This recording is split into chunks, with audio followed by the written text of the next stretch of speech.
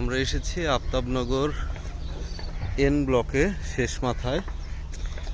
তো এখানে একটা বাঁশের সাঁকো আছে।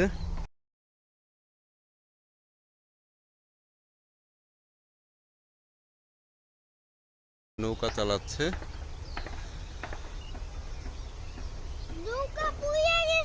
হ্যাঁ, ওইখানেও নৌকা চালাচ্ছে। ওইখানে হচ্ছে দাসের কান্দি যে ইয়াটা।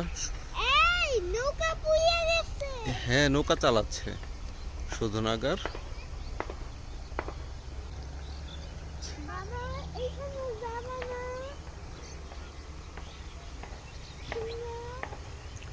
সূর্য আস্তে আস্তে অস্ত যাচ্ছে।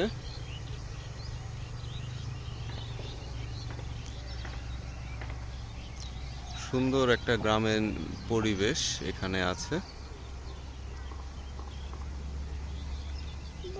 আমরা ভেবেছিলাম নৌকায় উঠবো, কিন্তু এখান থেকে নৌকায় ওঠা যাচ্ছে না, আমরা চলে যাচ্ছি।